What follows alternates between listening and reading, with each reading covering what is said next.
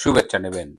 বাংলাদেশের রাজনীতিতে অদ্ভুত একটা ব্যাপার আমি দেখি যে বাংলাদেশে ভারত বিরোধিতা বিভিন্ন রাজনৈতিক দলের একটা বড় ট্রাম্প কার্ড। তারা মুখে ভারত বিরোধিতার কথা বললেও ভারতের সামান্য আশীর্বাদ পাবার জন্য তাদের একেবারে টপ টু বটম সবাই হা করে তাকিয়ে থাকে। এই যে বাংলাদেশে এখন এত কিছু শুনছেন, বিএনপি, জামাত সবাই কিন্তু ভারতের সাথে একটা সম্পর্ক স্থাপনের জন্য আপ্রাণ চেষ্টা করছে গোপনে গোপনে, কিন্তু মুখে এরা সবাই ভারত বিরোধী। এবং বাংলাদেশের রাজনীতিতে ভারতের দালাল তাহলে কে? একমাত্র শেখ হাসিনা এবং তার দল আওয়ামী লীগ। কিন্তু আমরা বারবার বাস্তবে দেখি যে ভারতের চোখের দিকে তাকিয়ে চোখ রেখে যদি কেউ কথা বলতে পারে সেটি হলো বর্তমানে শেখ হাসিনা। এবং তার আমলে ভারতের সাথে যতগুলো চুক্তি হয়েছে সব চুক্তিতে বাংলাদেশের স্বার্থ প্রাধান্য পেয়েছে। এই যে বাংলাদেশের গার্মেন্টস ভারত হয়ে ইউরোপের মার্কেটে যেত, সেই সেই ট্রানজিটটা বন্ধ করে দিয়েছে ভারত ইউনূস ক্ষমতায় আসার পরে। আমরা বছরে 2000 কোটি টাকা লস করছি, অথচ এটা পুরা বিনামূল্যে ভারতের কাছ থেকে আদায় করেছিল। এই যে আদানির থেকে বিদ্যুৎ এনেছে, এই বিদ্যুৎ নিয়ে কত কথা শুনি, কিন্তু এই বিদ্যুৎ বন্ধ করার মতো পরিস্থিতি হলেই ইউনূস দৌড়ে যে বিল দিয়ে আসে।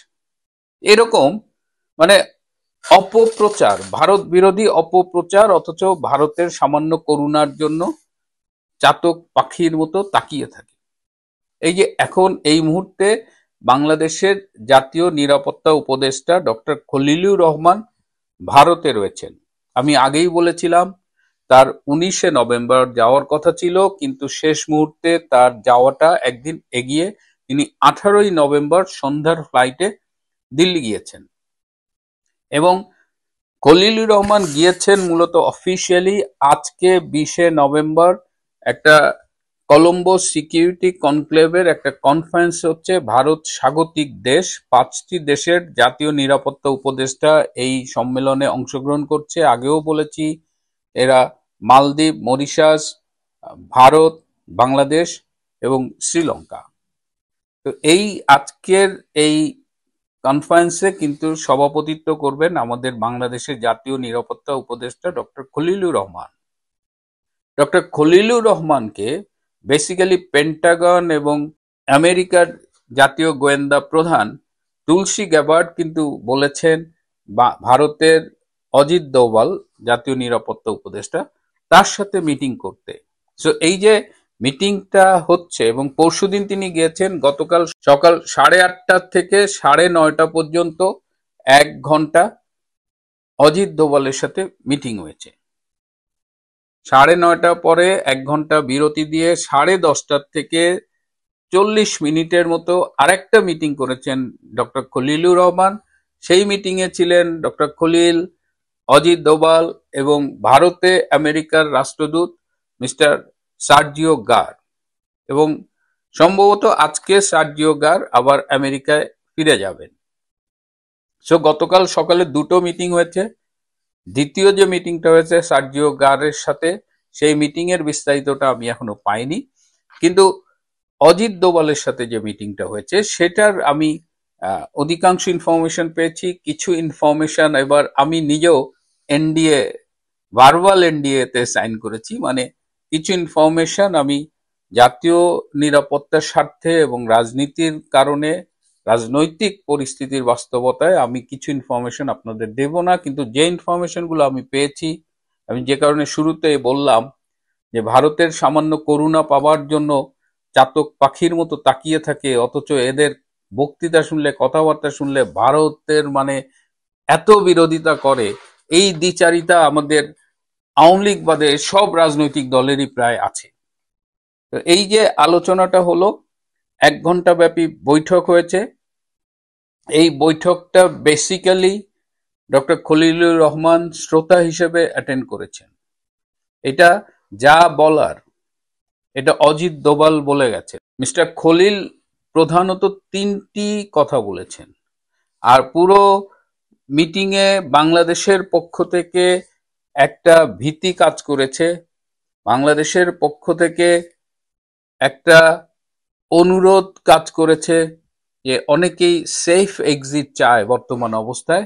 তো সেই বিষয়গুলো উঠে এসেছে আলোচনায়। কিন্তু আমি একটু বলতে চাই যে অজিত দোভাল তিনি কি বলেছেন। অজিত দোভাল তিনি বলেছেন যে গত 15 মাস 15 দিনে বাংলাদেশে আইএসআই এর বিভিন্ন পর্যায়ের কর্মকর্তাদের সাথে বাংলাদেশের কর্মকর্তাদের মোট ৭৭টা বৈঠক অনুষ্ঠিত হয়েছে। এই ৭৭টা বৈঠকে কারা কারা অংশগ্রহণ করেছে, সেই বৈঠকে কি আলোচনা হয়েছে, এই সব তথ্য ভারতের কাছে আছে এবং এই সব তথ্য নিয়ে একটি রিপোর্ট তৈরি করা হয়েছে এবং সেই রিপোর্টটি অজিত দোভাল ডক্টর খলিলের হাতে তুলে দিয়েছেন। এর বাইরে ২৭৭ পৃষ্ঠার আরো একটা রিপোর্ট ডক্টর খলিলের হাতে তুলে দেওয়া হয়েছে, যে রিপোর্টটিতে বাংলাদেশে বর্তমানে ভারত বিরোধী যে জঙ্গি তৎপরতা চলছে সেই জঙ্গি তৎপরতার বিশদ বিবরণ রয়েছে। এবং শুধু বিবরণ নয়, বিভিন্ন ধরনের প্রমাণ, স্যাটেলাইট থেকে তোলা ইমেজ, এই সব কিছু ওই ২৭৭ পৃষ্ঠার রিপোর্টটিতে রয়েছে। এরপরে বাংলাদেশের নির্বাচন নিয়ে ভারতের আকাঙ্ক্ষার কথা, প্রত্যাশার কথা জানিয়েছেন অজিত দোভাল। ভারত মনে করে যে বাংলাদেশে সব নিবন্ধিত রাজনৈতিক দলকে নিয়ে একটা ইনক্লুসিভ নির্বাচন অনুষ্ঠিত হওয়া প্রয়োজন। বিশেষ করে প্রায় ৫০% ভোটারের সমর্থনপুষ্ট আওয়ামী লীগকে এই নির্বাচনের বাইরে রাখার চেষ্টা ভারত সমর্থন করে না বা ভারত আশা করে না। আওয়ামী লীগকে নির্বাচনের বাইরে রাখার মধ্য দিয়ে এই অঞ্চলে একটি দীর্ঘ অস্থিতিশীলতার যে সৃষ্টি হবে সেটি কারো জন্যই মঙ্গল বয়ে আনবে না এবং ভারত সবঙ্গত কারণেই ইনক্লুসিভ নির্বাচন চায়, কাউকে বাদ রেখে এই অস্থিতিশীলতার পরিস্থিতির সৃষ্টি ভারতের কাছে কাম্য নয়।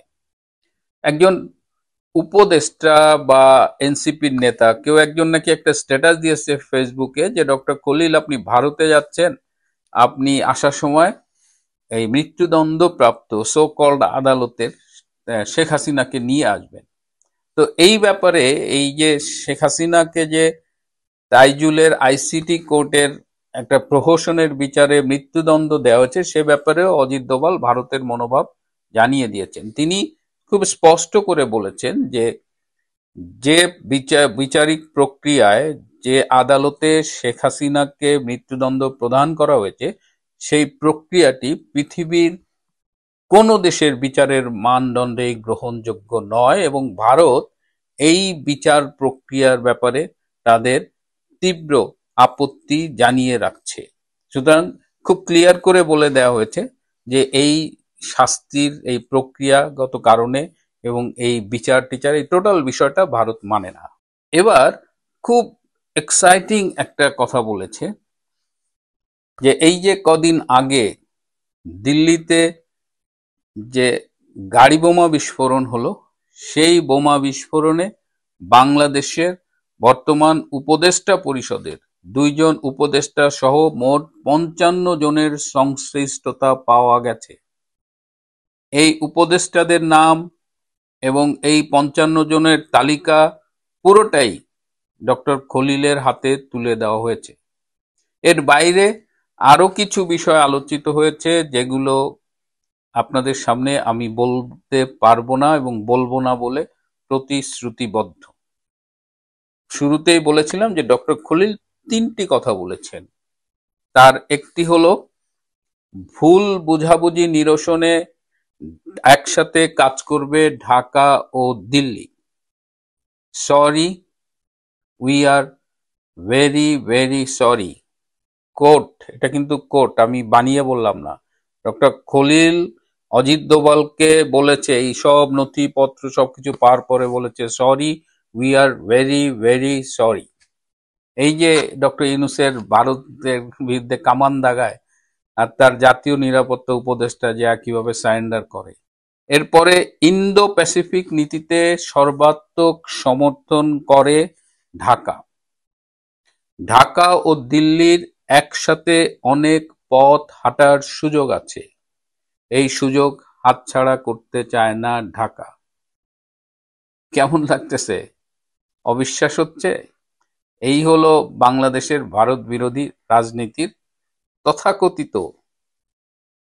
নেতাদের বাস্তব অবস্থান। এবং সবশেষে ডক্টর খলিল সুবিধামতো সময়ে অজিত দোভালকে বাংলাদেশ সফরের আমন্ত্রণ জানিয়েছেন এবং সেটি অজিত দোভাল বলেছেন সেটি তিনি বিবেচনা করে দেখবেন। এবং আজকে ডক্টর খলিল আরো 3টি মিটিং করবেন। তার মধ্যে সকালে যে পররাষ্ট্র মন্ত্রণালয় এক্সটার্নাল অ্যাফেয়ার্স তার পলিটিক্যাল উইং এর কর্মকর্তাদের সাথে তিনি একটি মিটিং করবেন। এই পর্বটি যখন করছি তখন আপনাদের আরো একটি ইনফরমেশন দিয়ে দিই যে ভারতের উপরে যে মার্কিন ট্যারিফ আরোপ করেছিল কত 50% না কত, এই যে ট্রেড ডিল হবে এখন, এই ট্রেড ডিলে ভারতের ট্যারিফের পরিমাণ হবে 9.85%, 10%-এর কম। এবং $93 মিলিয়ন আরেকটা বাণিজ্য চুক্তি সম্প্রতি সই করলো ভারত আমেরিকার সাথে। ভারত আমেরিকার সম্পর্কটা আবার মাঝখানে একটু টানটান থাকলেও এখন আবার নতুন করে অন্য মাত্রায় যাচ্ছে। প্রিয় বন্ধুরা, আজ এ পর্যন্তই। ভালো থাকবেন, সুস্থ থাকবেন। তার